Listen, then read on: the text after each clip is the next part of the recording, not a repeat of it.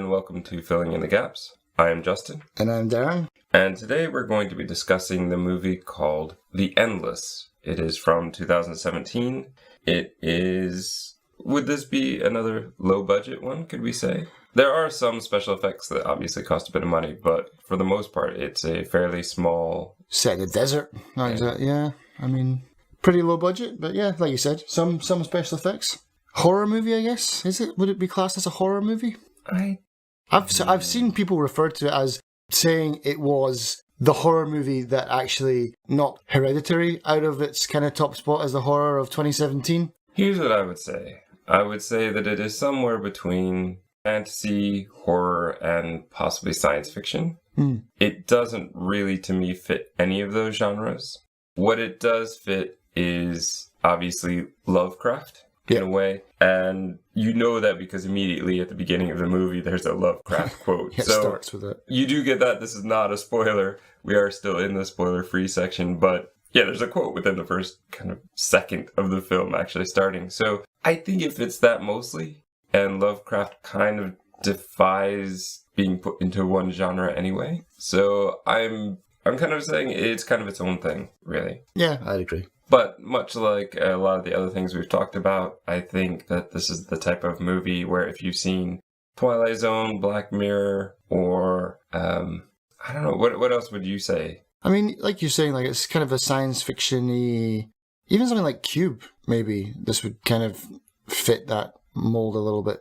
It's really it just feels kind of like its own thing. Yeah. It does have elements that other movies have used, but it really, really feels like its own thing. So if that's at all appealing, then I definitely would recommend it. Well, I'd recommend it to almost anyone, this movie. But knowing that it will only probably really hit with a small selection of people. I don't know what else to say without giving it away. Well, I mean, what's the story about then? It's about two brothers.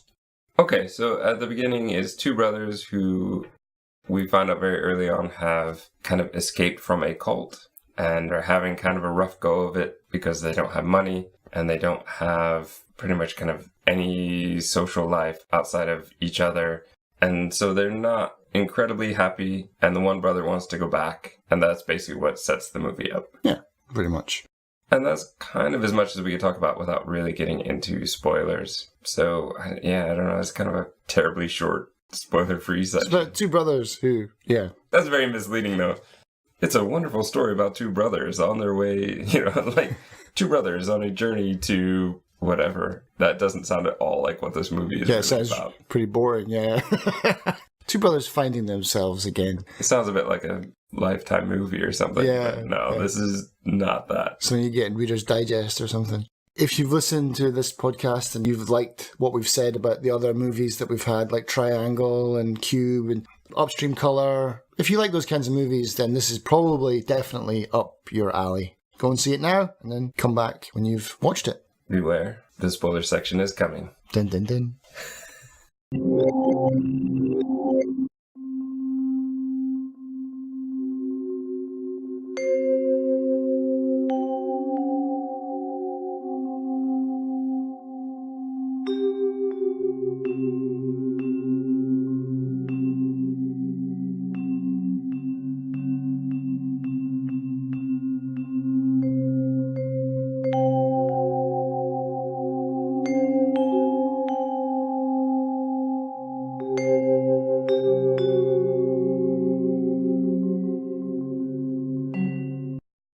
Here we are. You are now in the spoiler section. And The Endless is quite an interesting movie. I do really enjoy this movie, which is why I recommended it to you. And then you found out that this is one of 3 movies made by the same group. And the other movies are Spring and Resolution. Yeah, so Resolution was first, Spring was next, and then The Endless is the most recent one that they've done, yeah. You said Resolution is worth watching, Spring is probably not. You weren't really enjoying it. I mean, I like what they've done with it. They tried to do something different, because Resolution is pretty much part 1 of The Endless. I'm not sure how I would feel about watching Resolution first and then watching The Endless. You haven't seen The Resolution, so we can't talk about that anyway. So you'll be watching it in the same way that I did, and then we can maybe talk about that when we're no doubt going to talk about Resolution at some point anyway. So this might be some kind of a weird way to watch this series, I guess, because I watched The Endless, then I watched Resolution, then I watched Spring. So I watched them in 3, 1, 2 rather than 1, 2, 3. The Spring isn't really anything to do with this movie. They went off, and that's pure kind of sci-fi almost, that movie. And they did something completely different. There are some references to the characters. It's a lot like kind of Kevin Smith's universe, where they've all got the same kind of references dropped here and there. You do get like Mike's name dropped and Carl's name dropped at some point. But yeah, Spring has really nothing to do with this. It might be set in the same... It is set in the same universe, though. But yeah, The Endless, I mean, the quote at the beginning is basically what we talked about before. It's a Lovecraft quote, and it says, "The oldest and strongest emotion of mankind is fear, and the oldest and strongest kind of fear is fear of the unknown." And that speaks a volume for what this movie is about, and kind of sets a really good tone for what's to come, I think. It's also the second quote that comes in, and it's an anonymous quote that says, "Friends tell each other how they feel with relative frequency. Siblings wait for a more convenient time, like their deathbeds." Right, yeah. Because that's kind of, I mean... It's basically the two elements of the story that work hand in hand throughout the whole thing. And so I do like that. They've kind of set up, these are the two things to pay attention to all the way through. Even though there's a whole lot of other things going on, they're saying these are the two key elements. And sometimes that bothers me, because I want to take out of a movie what I take out of it, not what they're trying to tell me to. I felt like Mr. Nobody was kind of pushing that a bit. But this one, no, that fits, because that's exactly what they've done with the story. Yeah, and I think even if you saw those quotes, and then, I mean, unless you're smarter than I am, of course, because I forget that stuff. But it's not until the end of it when it's not something that would set me off to this is what this movie is about from now on. It's something you realize as an afterthought, or watching it again. Really, it was where I picked up on that quote. It's like, I get that now. Yeah, I didn't get it the first time, but I felt it was subtle enough the first time. But yeah, the second time, all of a sudden now you see how it plays throughout the entire movie. Yeah. So, okay, so apparently I took notes that kind of, as always, go straight through in order and are a bit probably too detailed.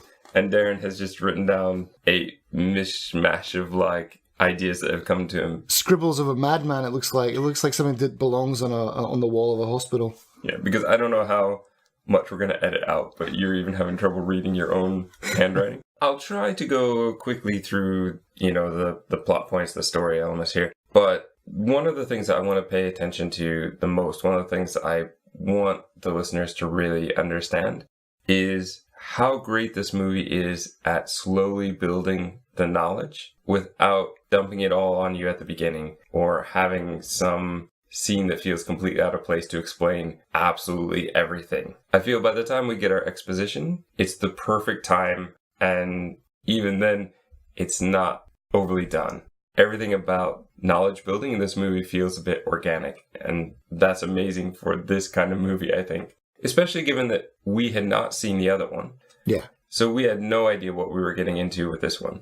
Okay, movie starts, package arrives. Aaron, who I believe is the younger brother, gets a cassette out of the box. But it's a really old video cassette, so he has to go to some sort of yard sale and pay $20 to get a camera that will fit this cassette to play it.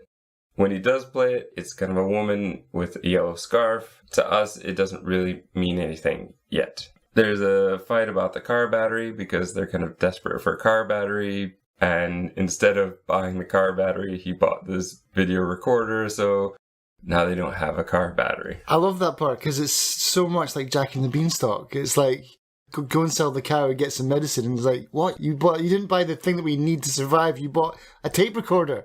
I love that. It was brilliant. I will talk a little bit about these two characters. So the two main characters are Justin and Aaron. So Justin is the one with the beard. Aaron is clean shaven. Interestingly, this is also the real names of the actors. Yeah. And these actors are also the ones who essentially are the brain behind this movie, it seems. They wrote it, directed it, produced it. So, yeah, these two for whatever amount of time it took to put together this movie, this must have been their life, right? Yeah. And they're good actors as well. Like, it's surprising that they're multi-talented, definitely. Yeah, this wasn't Tommy Wiseau of The Room, putting himself in there. These guys are good. And in fact, I think most of the people in this movie are pretty good when it comes to acting, even though I haven't seen most of them in anything else that I kind of recognize. No. Maybe. I thought I recognized the prospector guy, like Tim, I think his name is. You probably did because he was in The Walking Dead. Ah, okay. Who was he in The Walking Dead? He played Axel. It was in the prison season. Ah, okay. So Justin is like the older, more controlling brother. Aaron is the... I don't think we're really told about age, but definitely Justin has more kind of control over him. Yeah. Their job is cleaners, which neither of them seem very happy about.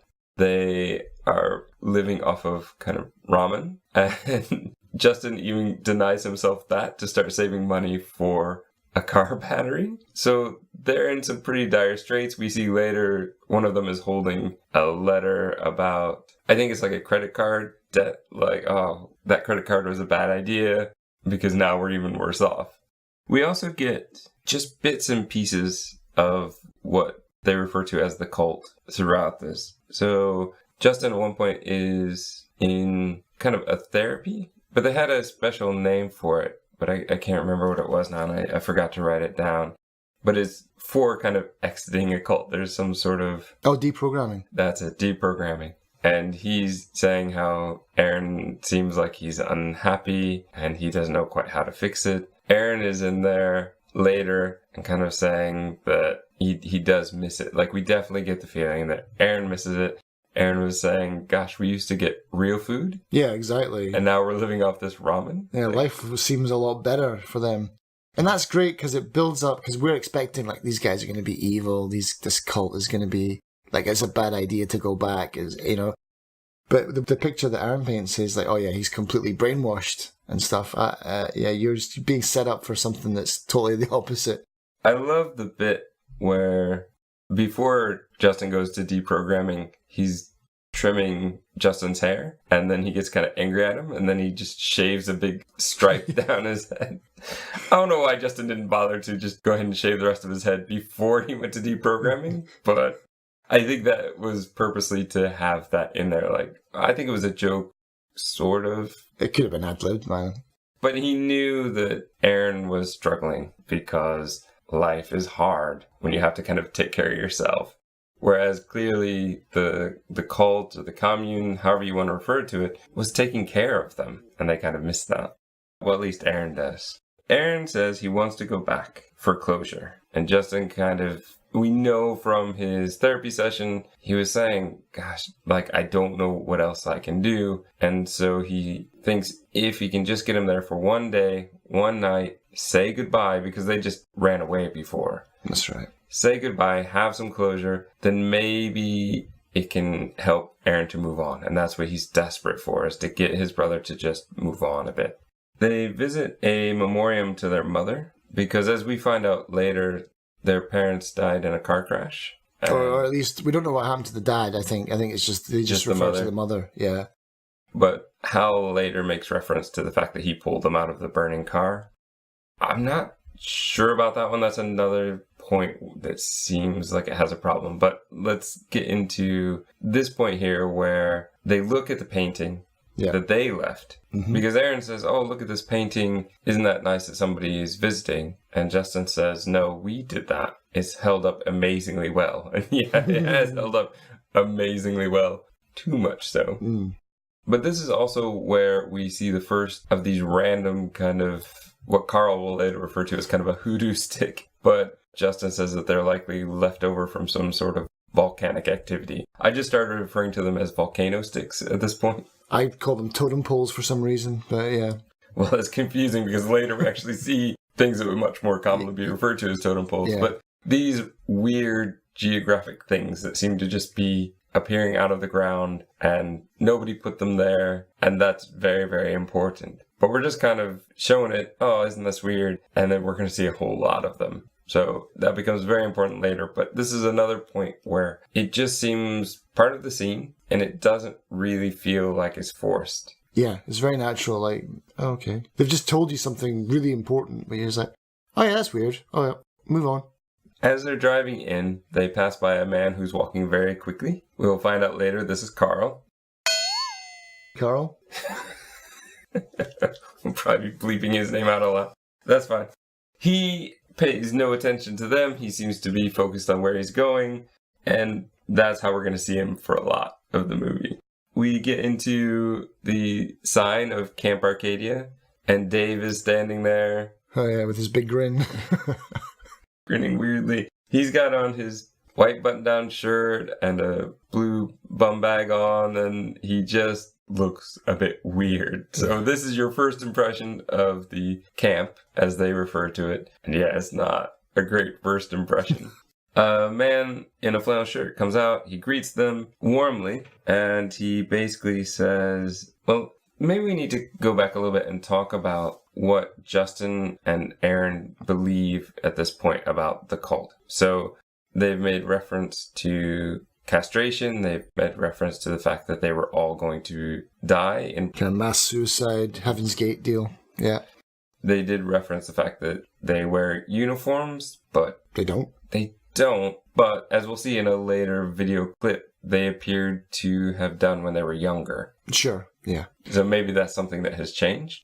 So those things they've kind of held onto. And we've even seen that at one point, they had been on the news explaining how they had escaped from this cult. So it wasn't just something that they've gotten out of, but they've also publicly made it known that this is what they got out of, and these were the things they were saying.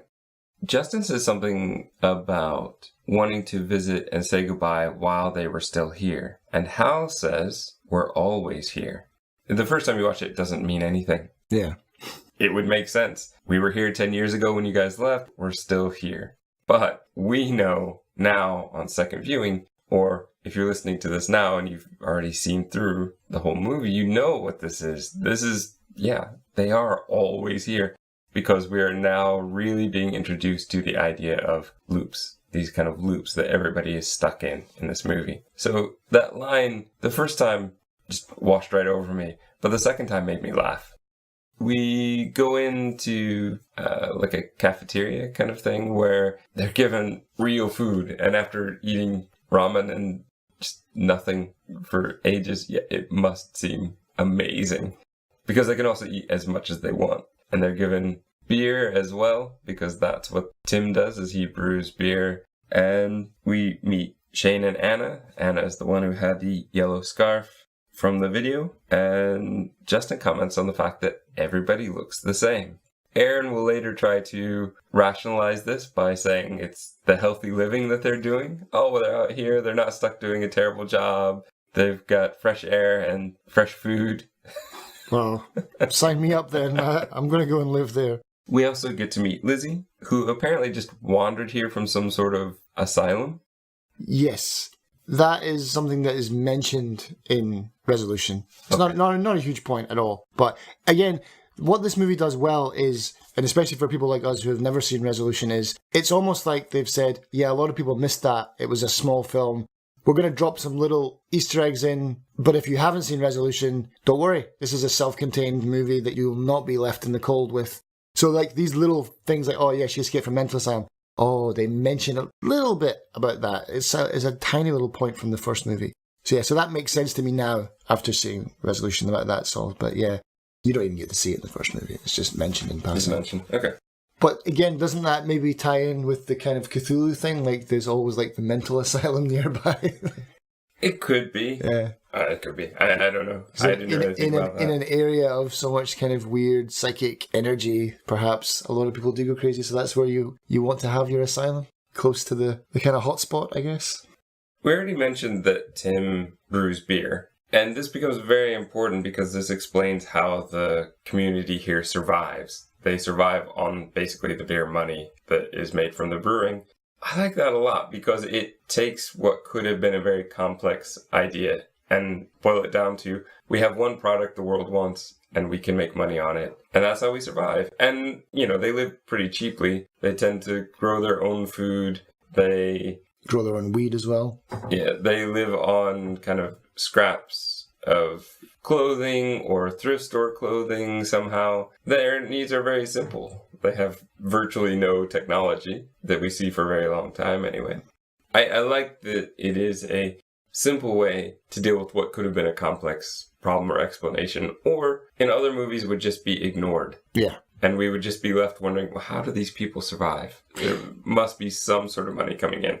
And so I appreciate that a lot in this movie. It's in this conversation, though, that Shane says something really weird, where he says it takes 1,000,000 hours to master something. And so you need 115 years to actually master something. Because typically it's the 10,000. Yeah. So that seemed really weird. And I didn't know if that was meant to be a joke or that... I clearly think that's meant to be a joke. It's also meant to be kind of a hint as to what's coming up. But when I saw it the first time, I went, wow, this guy's an idiot. That's what I thought. I thought he's just misremembering the quote, I guess. But perhaps, as well, these guys have just lost all track of time. They go into their bunks. Justin finds a note saying, please be quiet. He goes for a run and he sees Carl walking again. And that's kind of it for that. That becomes more important later. There's a bonfire that evening. Shane is doing a magic trick. Dave goes to pick the card. And he's like, no. You're always picking the same card. Pick a different one. And Hal invites Justin to his cabin where we see, there's a violin. There seems to be a ton of ham radio equipment. There's a map with weird circles on it. At this point, the first time, you don't really know what's going on. But they spend a lot of time talking about this unfinished equation, which I think I see what they're trying to go for here, but to me it didn't quite work, I think. This equation is so foreign to me that it basically means nothing. It could just be gibberish. Well, it probably is gibberish, but why did it not make sense to you? I mean, obviously the equation doesn't make sense to you, but... Well, it's exactly what Justin points out. What is this equation? What is it trying to solve? And all Hal says is, you wouldn't believe me if I told you. I like to think that somehow he thinks this equation is a way to escape. Yeah, that's what I'm thinking. Okay. It's something to, or at least to understand. But we're never told that. So it just feels like they spend a lot of time on this equation without any kind of payoff for it later. The only payoff we get is later he just puts a question mark. And that's it. That's not really enough for as much time as they spent on it. So it just, to me, feels like they spent a bit too much time dealing with something that doesn't really have a payoff. Whereas the rest of the movie is so good about giving us hints and little things that all do have a payoff. Yeah, I think that the whole point of what you just described, the violin, the magic tricks, the math equation, all of that, yeah, I agree. They spent too much time and they really focused on the equation. You're like, this is going to mean something later on, and it doesn't. But I think the point is that they've had 1,000,000 hours to perfect things. I totally get that because, that comes right into Shane, when he does the card trick and it doesn't work for some reason. I don't know if it didn't work or if Justin was just messing with him. Yeah, I'm guessing he was. But then he does that trick where he throws the baseball in the air. Yeah. And it stays a ridiculously long time in the air. He said, hold on a minute. Moves Justin's hand kind of right under where it's going to fall. That was brilliant. Yeah. I think that was the first bit when I watched it the first time where I realized the movie is doing something now. Because until this point, I didn't know if anything was going to happen. Until this point, it could have just been these guys escape from a cult and they're going to get here and find out, yeah, it is a cult and these people are all crazy. Yeah, it's just a story about mending your relationships and stuff. Yeah, not actually something supernatural. And then right after teasing us with the baseball bit, this is where they have us go into the kind of woods near the trees and do what they refer to as the struggle. So there's a rope, it's dark, and basically Hal pulls on the rope and pulls on the rope, and something else seems to be pulling back, or at least holding back at this point. Aaron volunteers to give it a try. He doesn't get it the first time, but as Hal has mentioned, this whole thing is a kind of metaphor for the struggle and trying to continue persevering, which is very much a metaphor for how these poor people have to continue to live their lives because they're stuck and they have to keep surviving because they have no other choice. But it's at this point that I do start to have a problem. We'll come back to the struggle in a second, but if these people all know what's going on and they know they have to persevere, I mean, they seem happy. Do you think they're happy? I think this is where the kind of cult aspect comes into it. I don't think they're a cult. Like, they're not really a religious cult in the technical sense of the term. Not in the way that Justin believes that they're a cult, which we find out he made up anyway, just to get his brother out of there. He didn't even believe it. Some of those things, but they do kind of worship this deity, this kind of creature in the woods that apparently is pulling back. Yeah, but I think what they are thinking is, like, they're stuck here, they have a good loop, they got a 10-year run of it, and they're doing all these things like learning magic tricks, learning how to do complex mathematical equations, learning how to brew beer. Tim is trying to perfect this recipe, and they've been given this chance to almost perfect themselves as human beings, but there's a price to pay at the end. I think they're happy up to an extent. I think the whole thing is a metaphor for life in general, as it is. Like, I think what this movie is trying to say is, can you ever be truly happy anyway? Like, I think that's one of the things that I took away from it. Can you ever, like, when you say, I want to be this kind of person, I want to be a professional magician, will you be happy once you are? Or will there always be something else? It's endless, It's like your progress it never ends. You'll never be happy. I think that's good. I do just worry at this point. I think why I brought it up at this point is that if they all know, yet they seem to be wanting Aaron and Justin to stay. Yeah. Without properly explaining the situation. And this feels very kind of, I don't know, shady to me. It feels very insincere. It is. I think, obviously, Tim disagrees. That's why he seems angry off in the distance and why he does what he does right at the end. But everybody else, yeah, they just seem to be ignoring the fact and just happy to have new people, perhaps. Maybe it's a selfish motive. Or maybe what I took away from that is they're just playing along because they don't want them to know. Because if they say, oh, hey, well, A, can you even explain that to them without sounding like you are a cult and crazy, and then they'll just run away immediately? Or they know the ascension is coming. If they manage to trap Justin and Aaron here, will that complete some kind of circuit, and then will they be finally free? I guess, but I feel like if that's what they were going for, we needed to see that somehow. Well, I'm pretty sure that's what Hal's plan was all along, was to get them here. And, well, not get them here. They came through the god, which we'll find out later. But I think his main idea, and that's where him and Tim clash heads, is Hal wants them to stay because he thinks it's going to solve their problems because they're the ones that got away. And maybe we'll talk about this later. And the mother, I think she might have been in this cult too. Well, let's go back then to the struggle. Aaron tries once, can't, but gets another chance, and they seem very happy about that. Yeah, we want you to try again, to struggle again, to persevere, because that's the whole point of this. He ties a fishing knot, which he'd only moments before, when he had a bit of alone time with Anna, was saying, I used to fish when I was a kid, I don't do it anymore. I'm not even sure I can do a knot anymore. All of a sudden, he just does it, right? Kind of. I'm totally fine with this. I think this is kind of a muscle memory thing. Once he started, he realized he could. I don't think it's the type of thing where him being back magically gave him that information. But he ties this knot, puts it around himself, and so thus is able to struggle for longer. Everybody's happy. Hal says this is the first time anybody's ever tried that. That seems a bit ridiculous considering that they've been who knows how long in this loop. Yeah. Then Hal makes Justin try, and Justin just gets nailed. He gets pulled right off of his feet and cuts up his hand, which leads to Lizzie bandaging it up and Hal coming in. And it's a very creepy scene where he's kind of saying, you two have a good time. And then he just stays there watching them. If his plan was to get the two of them together, he should have walked away at this point, not light up a cigarette and just stand there staring at them. Nothing creepy about me. Carry on.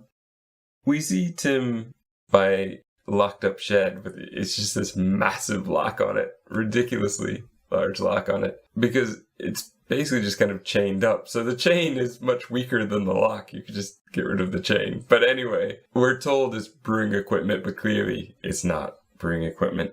But we won't get to see what it is until right at the end. Aaron, of course, unsurprisingly, wants to stay another night. He's having a good time with Anna. He's having real food. He wants to stay. So he suggests that they stay and go shooting in the woods. I don't really know why that's an appeal. I think that's what they used to do as kids, wasn't it? They used to do that together. I guess so. I love this bit of them shooting, though, because this is where Aaron is shooting, and he's having no problem hitting things. Justin goes to shoot, and he can't seem to hit a thing. And you look and you see that the bullets are all on the ground, and they appear to have hit something, and Justin can't get over that. What did they hit? And it's an odd thing here. I'm not sure if I would say this is possibly an inconsistency in the story, because Aaron is accepting. So he's accepting of what's going on. So his bullets go through, whereas clearly the entity, the thing that they often refer to as a thing, it's getting in the way of Justin's bullets because he doesn't believe, because he wants to get out.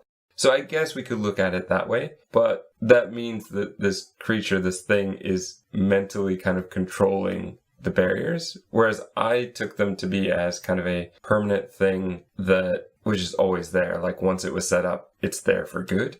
You mean the time bubbles? Yeah. I just looked at it as an invisible hand. Like, so when Aaron's shooting, he's doing fine. Maybe even the entity, the thing, is actually guiding his bullets to hit them. So he's having, oh, you're a crack shot. You're doing awesome. And then as soon as Justin gets up, just this invisible hand just comes down, boom, and then he's just like blocking the bullets.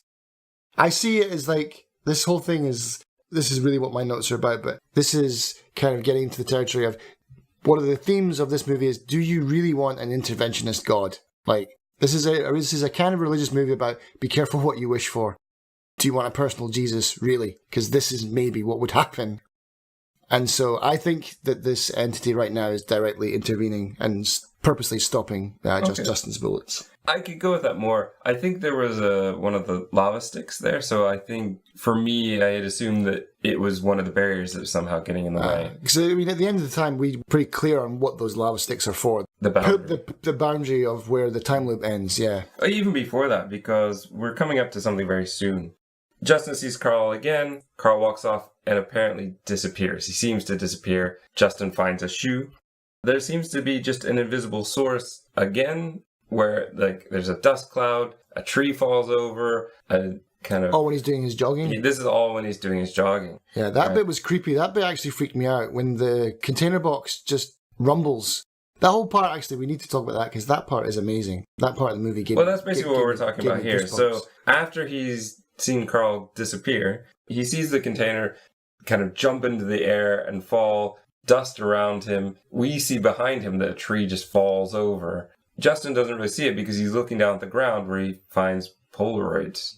Well, that's the point as well. He does, I mean, like, if you watch that, yeah, he does turn around, the dust kind of gets in his face, and as he turns around, the sun almost has like a shutter effect where it's almost like a camera taking pictures.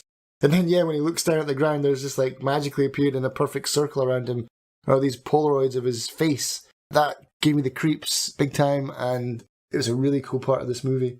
Here is a part then where we see the worst loop, the tent. So it's like 5 minutes that seems to pass like it's no time. It's like 10 seconds for that guy, isn't it? Yeah. Pretty much, but we see it on a clock, and it's not the second hand. I don't know why they didn't make it a second hand. They made it the minute hand that moves. But it moves very, very quickly, and he basically, we're going to see later that he basically can just move a few steps, and then he starts over. His loop is awful. And he's killed very brutally. There's music that just starts over and over and over again. So that's awful, but we're just kind of teased with that. We don't get to see inside of it. That's later. Nice kind of movie making here where we hear the skipping record, and then we cut to a skipping record for karaoke night, where Justin finally just says, look, what's going on? Explain it to me. All he says is, well, he doesn't say a lot. He talks about the fact that there are two moons is kind of an illusion, he says. Some sort of phenomenon. 2 means truth, and 3 means ascension. I don't know what he meant by 2 means truth, though. Like what? I mean, I get ascension, because that's the whole point, but what's the truth? Like, that it's actually happening again, or... Possibly. It's also possible that this is when people start to realize what's going on. It doesn't seem to be when Hal gives excellent truth, because he's still very kind of cryptic about what's going on. And he won't really explain because he says that Justin won't understand. And I agree. I mean, if someone told me that, I'd say, you're nuts. You're crazy, and we're leaving right now. And Hal does not want them to leave. can get behind that part of it. What Hal does say is if he wants the answer, he needs to swim under the buoy that is in the picture that Justin brought. The answer will be there. Oh yeah, it is. Big time. Aaron gets high with Anna on some sort of weird red kind of marijuana, I guess. Yeah. Though we do find later it does actually come from a flower. They refer to it as being the red flower, and it actually is made from a flower. Not the red flower from the Jungle Book. No. We see the moons. Like, Anna shows him this weird place where the moons are doubled, but they actually look like eyes in the sky. Yeah, that's creepy. Which is another thing that Lizzie seems to be constantly drawing what's going on and how the entity might look. And I think she'd already been working on that before we saw it, or maybe it's right after this, but it makes it very obvious that she's drawing stuff that is going on that most of the rest of people aren't talking about. So she does see it. There's a lot of cutting between scenes where we see what Justin's doing, then what Aaron's doing, then back to Justin, then Aaron. So at this point, Justin encounters a crying woman. We find out her name is Jennifer. We will later find out that she's only here because she's been looking for her husband Mike, who seemed to disappear, who we will also see later. We find out she's the woman who's been leaving all the notes because she just can't sleep. Yeah, the parties at night were fun for a couple nights. Now I just want to sleep. And so she's kind of miserable here. And this is important because everybody else seems happy to be here. So this gives the one bit of this world that Justin can kind of cling to and go, you know what? Not everybody is happy here. This isn't perfect. Because everything else tries to make it seem like some sort of utopia. This is what life should be. But she's here. She's kind of miserable. Do you think she's stuck here? No, because, again, Mike's story, and Mike and Chris, I think. Yeah. You don't get to see her. You get to see her briefly in Resolution. And so I think the timeline is, she might have been here for 9 years, but I don't think she's been here for the full 10. Like, I don't think she can possibly have been trapped here. She might have been trapped here once. Maybe she got here at the end of the last loop, and that she knows what's coming, perhaps, but it's got to be close. So we go back to Aaron at one of these points where we're cutting back and forth, and Anna is describing this effect, this two-moon effect, and saying that to properly see it, you have to be high to see it. And that's why he wouldn't normally see it the way that he's seeing it now. So somehow this red flower gives them a kind of sixth sense sight into what's going on. Anna says that she didn't send the video, which surprises Aaron. She said, no, we all agreed that we weren't going to do that. We left this message in case we disappeared, and it would be for our family and our friends to know what happened to us. Which makes me think that they had made it before they'd ever hit a reset in the loop. So they had made these because at one point maybe it was more of a cult idea. And it's only after they've been reset do they know what they are really stuck in. And I really like that concept. Well, we used to be more of a religious cult, but now, yeah, we know what's real. Yeah. I do want to go back to Jennifer just for a second, because when Justin asks her how long she's been here, she has a weird response of, it's been a few, she doesn't know. And that's a problem with kind of everybody who seems to be stuck in these loops, which kind of makes me think she is stuck, but I'm not sure. I'd have to see the other movie to know for sure. We cut to the next day. Justin dives under the water. He gets the box. It's full of kind of rocks and another tape. And let's not forget the giant monster at the bottom of the lake that we see. That Aaron doesn't believe, which is interesting because this is the first thing that Aaron kind of doesn't believe. Yeah. But yes. We get to see it because we're looking from a bird's eye view down on the boat, and it's some big Cthulhu monster at the bottom of the lake. Justin's ready to leave. Yeah. And Aaron is still not wanting to leave. But they have this tape, and they show the tape, and everybody gets excited. Oh, we haven't seen one of these in a while. I mean, they have seen these before. Yeah. And the tape basically shows Aaron and Justin when they were younger, trying to kind of indoctrinate other people, trying to bring other people into the group. And it's also this point where they're wearing the white button-down shirts, and it looks like they're wearing a uniform. Which again leads into where I kind of think they must have been more of a cult kind of group before. I think Hal, though, kind of chastises him for that. He's like, you were the one that wanted it to be a religious cult. You were the one that were trying to indoctrinate people. I had nothing to do with that. You were the one that tried to make this into what you are now spinning is the reason that you left. And this is the whole thing with Justin and his whole control freak kind of problem is everything seems to be his fault, in a sense, because of his reluctance to let go of power, basically, and wanting more power. It's like, because Hal, I think at this point, he's like, you left because you wanted to be the leader. And I've told you there can be no leaders. There is no leader. Yeah, it's kind of an interesting... It is this point, yeah? When he says that? Yeah. It is this point, yeah. He also refers to the tape meaning forgiveness, so he should forgive them for what they did. But it's also at this point where it comes out that Justin was lying about the castration, about all kinds of things. He was told some terrible things. So I'm not sure how much he was lying and how much he believed what he was told, and thus decided it was time to go. But once Aaron finds out that things like the castration are not true, he's like, no, I'm staying. And he's very upset. This leads to them truly kind of being separated. Justin walks off, he has to walk off because the car battery's dead. He eventually sees Carl, and this is my favorite scene, I think. So Carl walks into a building. Justin goes up to check it out. He opens the door, and Carl is hanging there dead. Then Carl appears behind him and kind of yells at him, you better not have touched my bike. Yeah. Not even caring about the body. But this is proof that Justin can't deny now. Yeah. He already suspected weird things were going on. But here's where we get our exposition. But to me, this is the perfect point. We've been teased with it up until now. There's still a fair amount of movie, so it's not just being thrown in right at the tail end. They put all the pieces together for us. And through Carl, who is not the nicest person, who messes with Justin a lot, who we're not really sure what he's about. We find out in this conversation that he had told Justin a long time ago the terrible things that were going on, and it was him that told him to get out. And he's like, yeah, I remember you. Why are you back, idiot? Yeah. Like, you got out. But this is where he really explains the loops. He even shows how this loop kind of works by throwing a cigarette through a loop and then walking into it and then reappearing. Yeah.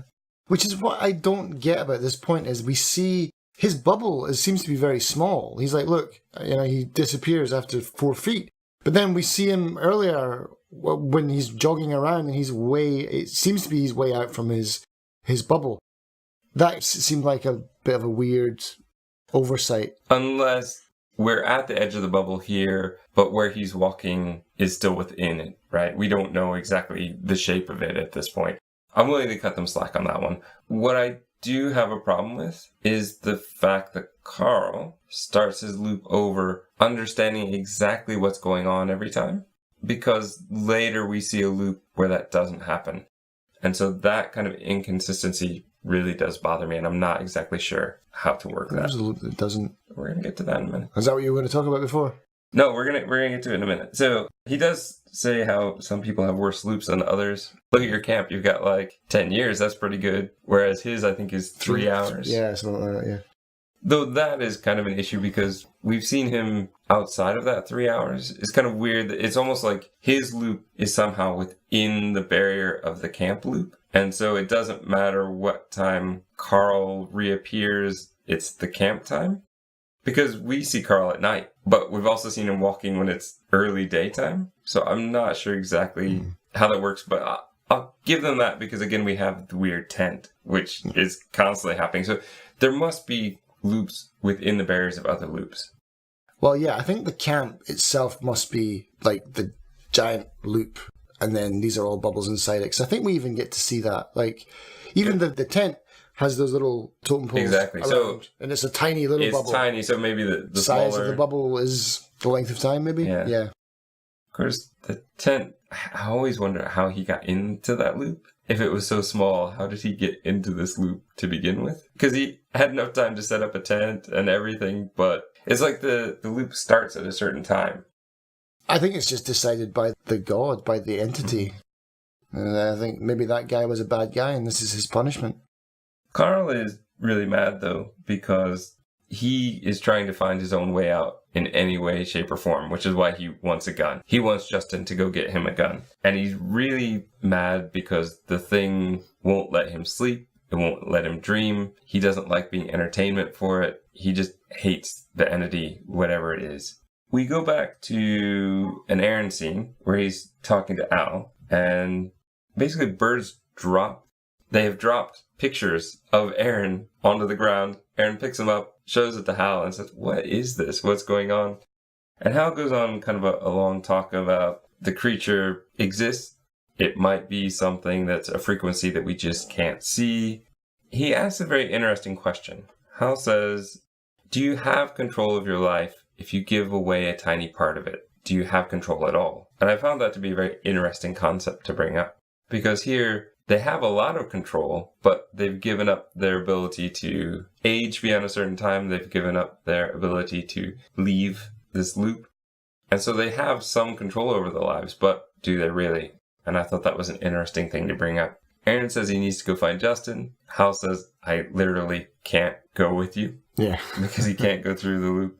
And he basically just says to Aaron, "I hope you get to make your own choice." So he doesn't say, "I hope you stay." He says, "I hope you get to make your own choice," which is kind of odd. I feel like he's trying to manipulate Justin into staying, but Aaron, he's always giving a choice. Maybe he likes Aaron more. Yeah. Maybe that's kind of the whole cult kind of social engineering methods, though. Like, so what would work for Aaron wouldn't work for Justin, and vice versa. Could be. There's a beautiful scene here where Anna and Aaron are on opposite sides of a barrier, of a loop, and they can't see each other. And now comes another one of my favorite scenes. So Justin has found the house of the man they keep calling the gun nut tweaker, who is Chris. And Mike is outside doing something, like chopping wood or something. And Justin knocks on the door, and Chris is trying to talk through the door, and he just said, "Just come in." So he goes in. And then it's just kind of a beat up place, and Chris is chained to the wall. And we find out that Mike is trying to get him sober. And we also find out that Chris and Carl were shooting buddies. So when Mike says, "You're going to give that guy a gun?" It's like, well, of course, he's my buddy. Why wouldn't I give him a gun? But we find out that Chris and Carl were pretty terrible guys. Like, they'd get drunk and steal the Salvation Army kind of donation buckets. And Mike finds a hard drive. We don't get to see what's on it, but we can see from the reactions that it was something terrible. And here we get just a bit more exposition. These guys have been stuck in this loop. Justin asks Mike at one point, "How long have you been here?" He's like, "Well, I said I'd be here for a week to try and get Chris sober. It's been a lot of weeks." Yeah. He doesn't know how many weeks. They've been trying all kinds of horrible things to get out of the loop, and we're going to see that they try even one more crazy thing. This is the point where I start to get really confused by, how does this work? Carl seems to always remember when he respawns exactly who he is, where he is. But these guys, they say, "If I have to hear you say that one more time, I'm going to go nuts." So they remember having heard them say the first lines over and over again, but they somehow have knowledge that they've been doing this for time after time. It's almost like they have a memory they shouldn't have. So either everybody should loop back to the beginning but retain their previous knowledge, or they should loop back to the beginning and actually be starting over every time. I'm pretty sure that, well, as far as I was aware, everyone did have knowledge. Everyone remembered. Then why would they start off saying the exact same thing every time? You mean for Mike and Chris? Well, without referring to resolution, just from what we see there, this guy is the gun nut tweaker, so he's coming in. He can't just walk in. Maybe he has tried to walk in and go, "Hey, it's me," and he's been shot on spot. But he has to kind of duck behind the car, and it's me, your buddy Mike. But yeah, I get what you're saying. It's like, if he knew Mike was coming after the yeah, I never thought about that. Like, he'd be like, "Oh, well, here we are again." Yeah, why do they have to go through that initial kind of... Unless there's like a kind of reboot time that it takes them a minute to realize where they are. It doesn't seem to work for anybody else. But that, yeah, I totally understand what you're saying now. Yeah, that doesn't really make a lot of sense. It makes for some funny jokes. Sure. But it breaks that consistency with all the other loops. We don't know what the camp looks like when they re-loop, but we know that the tent, he clearly remembers. Oh yeah, he knows what's going on. Carl definitely knows what's going on. The whole village knows what's going on, or at least the ones that have been there for the reset. Yeah, that's an interesting point. I never thought about that. That's, I didn't think about it. Chris does make a really strong speech about not giving in to the thing at all ever, which ties right back into what Hal was saying before about if we give over a little bit, do we give over everything? And in Chris's point of view, yes, that's exactly what happened. We gave in once, look what happened. Yeah. And of course, everybody, Carl, Mike, Chris, all these people who are not at the camp are desperately telling Justin, get out, because if you don't make it out before the ascension, before your loop restarts, you're stuck here forever. It's at this point that Aaron finds the tiny loop and the man in the tent and starting over and over again. And the poor man just is constantly trying to escape, but can't. And he sees Aaron watching him. He's like, get out, quick. And he has to like do it in bursts because that's all the time he has. Until finally he just runs at Aaron and explodes. Yeah. And that's enough to get Aaron to move away. Because yeah, that'd be pretty awful if somebody else got stuck in that tiny loop. Yeah. But I did think he made a comment about, you can't help me. So that, yeah, you wouldn't stay. Because, yeah, that would be awful. Yeah, that would be literally hell. Yeah. Yeah, just endless torment and punishment. God. So then we go back to Justin, and it's at this point, he's talking to Mike, and he says, if you could get out, what would be the first thing that you would do? Because they're desperately trying to get out. And he's like, oh, actually, I go see my wife, Jennifer. She was always leaving these notes. I used to find it really irritating, but now I just can't wait to see her again. And it's very bittersweet because we know they're both kind of stuck.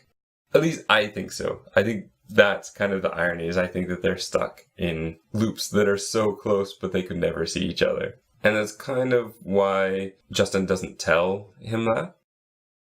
You get the impression that he's about to say, I have seen your wife, but to tell him that she's also probably stuck in another loop is probably too much for Mike to have to, because he's going to have to live with that for an eternity. Yeah. Mike sets the house on fire, just kind of stands in it, and then slowly walks in. Yeah. And then we see this loop reset. And yes, this is where they're kind of starting over, saying the same things, doing the same things. As Justin is traveling back, we see that there's now 2.5 moons, so we know that it's getting close. It's coming. There's an RV that appears out of nowhere, and kind of like a mountain lion as well. And then Aaron just appears. He just kind of comes into existence.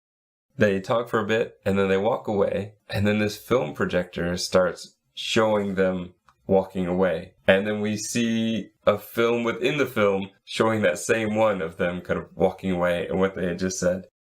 And at this point, I thought the movie is trying to tell me they're already stuck. That they've already tried this, and that every time they tried to get out. I see what you mean. That's what I thought that it was trying to say. So I'm not exactly sure now what it's trying to say. Well, I mean, what you do know, what you kind of understand from that, the scene is that the god, the thing, is angry because he batters the projector off into the distance, and I think you hear him roar, yeah? You hear like a roar at that point as well. But yeah, I don't know the film within the film within the film within the film. It's a lot like the beginning of the Stanley Parable, where it's like the screen inside the screen inside the screen. I don't know. I mean, maybe he wanted them to see that and like to be in awe of like, what does this mean? But they actually, as soon as they see it, they just walk away, don't they? I don't think they even saw it. I think they walked away before they even saw it. Yeah, it's almost like he's saying, look at how powerful I am, and like, look at how weird this is. But then you're not even looking at me. Come on, guys. They pass by giant statues. There's like a dragon, a weird face. And then we see Lizzie drawing that, kind of totem poles. Aaron is saying at this point, though, when they start talking again, Aaron says that a loop is probably better than a terrible job in which they're doing the same thing every day anyway. At least here they'd be doing the same thing every day, but getting better and getting real food. Oh yeah, that also links back to what you were saying. He was saying like death only takes a second. Yeah, sorry. That's what links back to what you like. They've got this cumulative knowledge where they can learn how to play the violin, learn magic tricks perfectly, yes, and stuff. Yeah, like again, that really takes away from the first. Unless that's first movie, maybe first loop. I think perhaps the only problem really is the Mike and Chris loop. If we hadn't seen it that way, then maybe the rest all work, and they do realize, and because everybody else seems to get it. So I'm not sure why theirs doesn't. Yeah, it is true, though, like what you said. It's either be stuck in a loop outside the loop, in the regular world, doing the same thing, 9 to 5, or be stuck in a kind of utopia loop, which, well, ends badly, but... They make it to Carl's place. Aaron, annoyingly, like, this is where he wants to talk about this. He's like, oh, sit down for a minute. And Justin's like, we don't have time for a minute. Aaron can be so irritating in this way. And this is where Aaron's trying to say, look, is it not better to just stay? Justin is like, no, we gotta get out. Carl's given them a map. They can escape. He leaves the gun for Carl. Carl just shoots it off into the sky and then shoots himself happily. And then immediately is respawned. So he respawns immediately and says something nasty because he's realized he's still stuck. We see Tim make a kind of show of unlocking the shack, the brewing shack. And when they walk inside, they see that there are kind of thousands of old tapes from reel-to-reels decades ago. Yeah. And immediately playing is them. And we see what they're doing as things that they've already done. Which again is why I was a bit confused. Are they telling me they're already stuck in the loop? We see the camp group stand in a circle, a rope falls from the sky, and then there's nothing but ash. Which we will see later as Justin and Aaron get to that point and they actually find kind of the ash and Anna's yellow scarf. Yeah. At this point, Justin says basically he'll feel guilty for life if he leaves Aaron, and so he's willing to stay. And that's kind of all Aaron wanted, and he said, okay, well then let's go. Yeah, exactly. Like what Aaron wants this whole time, what he says he wants, is he just wanted a chance to mess up his life too. Like Justin is always trying to take control and make sure that things work, but Aaron says, you've messed up everything all the time. I just want a chance to do that too. Yeah. So by getting kind of control over his life, which is all he wanted, he's now willing to go back into the quote-unquote real world. But he does this at a time where they're desperately pushing the car to get it to start. Because of that stupid battery. Because of the stupid battery, which is his fault. And he's like, I want to drive. So they have to stop and switch with impending doom hovering over them. Yeah. Racing towards them. But that's what he said. I just want to be able to mess up with you. I don't want to be controlled. I want to make my own mistakes. We see massive explosions in the background.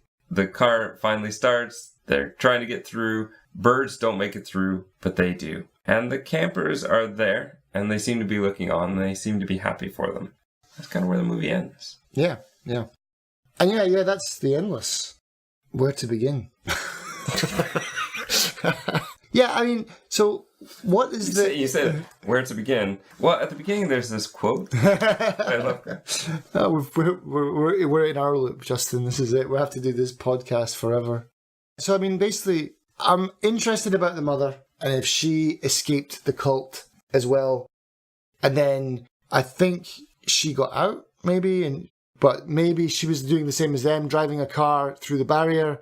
Maybe she crashed immediately after that. Or perhaps she's somewhere inside the loop, is somewhere else that we haven't seen. Because I think that would be a dead giveaway if they saw their own mother. You know, you can't really put that in the movie without giving everything away. So maybe she's off somewhere. Because they can't leave, so they couldn't go out of the loop to take them from the burning car. That's what I don't understand, because Hal says, I rescued you from the burning car. But and it is right on the edge. Yeah, but how do you do that if they're outside the loop? Yeah, so I think they must. Well, I mean, that's the fact. Let's follow the facts. Then the facts say that they must have crashed inside that loop because they can't go outside. I think the mother was part of the cult. I basically put it down as like if we take it as 9.9 years, right? So let's just say like the day before Ascension, right? So we've got. It's not a coincidence that that car crash happened there. The mother was part of this group. She wanted to get out with her 2 kids. How old would they have been at the time? Old enough to probably, not remember their mother. Do they remember her? They have to be somewhat older because we've seen them in the video where they had the button-down shirts and they're trying to indoctrinate people. They weren't little kids. Oh, no. I mean, like, so let's say that's towards the end of their 10 years. Mm-hmm. So if we say they're 5 years old and they're 15 in that video, that's probably a little bit too young. Like, I'm trying to figure out how old they would be in that video. 18? 17? Something like that. Right, so let's say they were 6 or 7 or maybe 8 years old. Yeah, they'd still have memories of their mother, I would guess. Or maybe not. I don't know. Without pictures and without something physical to remember them with, maybe you can't. And then they get out for 10 years. And so they're now 28, let's say. And that would be the right time frame, I think, right? So I reckon the mother was escaping. She had not been included in the first loop. That's why she was probably trying to get out. And that's maybe how they didn't manage to cross the bubble. So that's a problem. Here's what I think. I think that the loop has been going on for multiple decades. Oh, it's been at least 100. I mean, that prospector guy, he's like from the 1800s. The guy in the tent, he looks like an old... But I mean even the camp loop, because they have tapes dating back to the 40s, I think. So it must have been going on. So I feel like Hal and possibly Tim have been doing this for a very long time. Lizzie probably not as long. No, maybe 10 years, maybe 20. But yeah, Hal, Tim, for sure. Shane, I reckon, and Anna. So yeah, so they take the kids and basically... Yeah, so like we get, right at the beginning of the film, we get to see that even the stuff is timeless. So like the picture that they drew when they were inside the cult as kids, it's still the same picture, which is weird. Like even the animals, everything resets. Like I was wondering if it was part of a bigger loop. I think so. I mean, I think what if the whole world is a gigantic loop? That's kind of what I was starting to think, especially this time, is that perhaps they are in just a much bigger loop. And so they escape this one, but they're actually stuck in another loop. Yeah. That will be longer, but they'll end up coming back to the camp. And it'd be very interesting to see how they could play with that of coming back and... having the previous knowledge. Yeah. Yeah, yeah. But yeah, I mean, I like this movie a lot. I like the whole religious kind of aspect to it. It's like what I was kind of talking about before is this is what a lot of religious people want in their lives. They want a God that intervenes and that answers their prayers and that is watching them. That's creepy. That's creepy. Like the whole thing where there's, like you said, there's a whole archive of tapes where this God has been watching your every move and has documented it and is always watching you. That, to me, that's the true horror of this film, is getting the God that you think that you want. Like, do you really want that? What if your God has hobbies? Like, if he is really interested in you, and, like, what are his hobbies? Perhaps they're watching you die every 10 seconds, or having the ability to punish you in such a terrifying, horrible way. That this God intervenes directly. This God plays with you, literally plays with you, has tugs of war with you, will help you do magic tricks. This God wants to be loved and wants to be respected and adored. And this God wants you to submit fully to him. That's terrifying, like, in my opinion. One thought that I did have at the end was like, maybe this God is like the God of the monotheistic religions, and maybe he is kind of a benevolent God after all, in the end. Hear me out. This is just an idea that I had. But, he challenges you. Justin and Aaron ultimately get their perfect reward, don't they? For kind of not giving in, not giving up control, not seeking a holy grail, in a sense. They know potentially what's on offer, and they're still like, nah, we want to be in control of our own destinies. We're busting out of here. And they've sorted out their own problems. Like, Justin doesn't control Aaron anymore. They're more on equal terms. It's like, I'm not going to say he's a completely benevolent God, but he's the God of the Bible. He's like, if you don't do what I say, I'm going to mess you up. If you live a good life, and if you do this, then, I'm not going to leave you alone, but I potentially could be really horrible to you. Yeah, and I think that's what this movie, to me anyway, I could be completely wrong, reading something totally into it that's not there. But I think that this movie is taking a look at religion and saying, is personal interventionist God what you really want? I can see that, but I don't think that your viewpoint that Justin and Aaron are the good characters here. Mike doesn't seem like a bad guy. Anna, Shane... Oh no, I mean... but sorry. They should also be allowed something, right? Yeah, and that's where the kind of the terrifying aspect comes into it, because what does this God really want? He wants you just to... You're basically a character in a play. He's just watching you repeat this thing for his own amusement, in a sense. So is this like me watching Netflix then? Am I forcing these poor people to be in their loops over and over again? I get, and that's another layer to it, is like, are we the gods? Are we the ones that are... Perhaps that's what the projector screen is all about. It's like the screen inside the screen inside the screen, Are we in the loop, But yeah, are we this awful God that is forcing them to relive the same horrible thing over and over again every time we rewind the tape? Rewind the tape? Yeah, okay, that's not dated at all. Not for this movie. They have to rewind the tapes. But I mean, just who's going to rent this movie and rewind it? That's such a dated phrase now. But anyway, yeah. So that's it. I loved this movie. It was great, really good. I'm glad that you recommended it to me. There's a good chance that we will talk about Resolution in the future. And I think once you've seen that, I reckon you might agree with me that watching 3 first, it's not 3, it's not the third part, it's watching The Endless first and then watching Resolution is a good way to watch it, to be honest. Because The Endless as a standalone movie is fantastic. Recommend, thumbs up.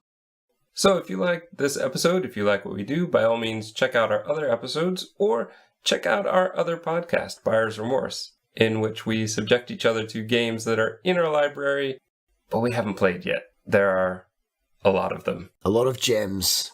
And not so much. We also have our Steam group under the same name, Filling in the Gaps, where we do reviews, we put out announcements for upcoming episodes, and Darren is very good at giveaways. I love doing giveaways. I'm the giveaway person, yeah. So if you want to solve some puzzles to win some games, join the group. Give it a go. Some of them are hard, some of them are, well, not so hard. And if you want to leave us some comments, say how great we're doing, hopefully, or some ideas on how to maybe improve things a bit, or games you'd like to have us play, movies you'd like us to watch, Filling in the Gaps podcast@gmail.com is still probably the best way to get a hold of us, though we do tend to check comments when we get them. We have so few that we treasure them. Put them in little glass boxes. Gaps filled are more gaps created.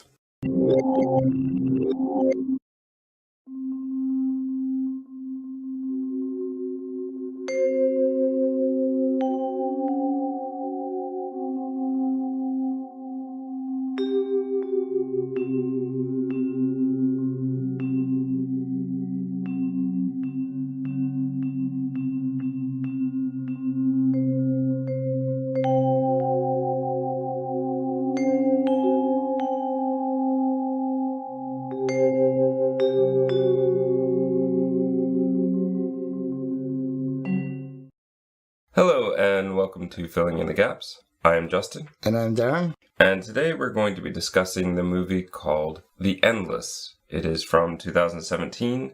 It is... Would this be another low-budget one, could we say? There are some special effects that obviously cost a bit of money, but for the most part, it's a fairly small... Set in the desert. Not exactly, yeah. I mean...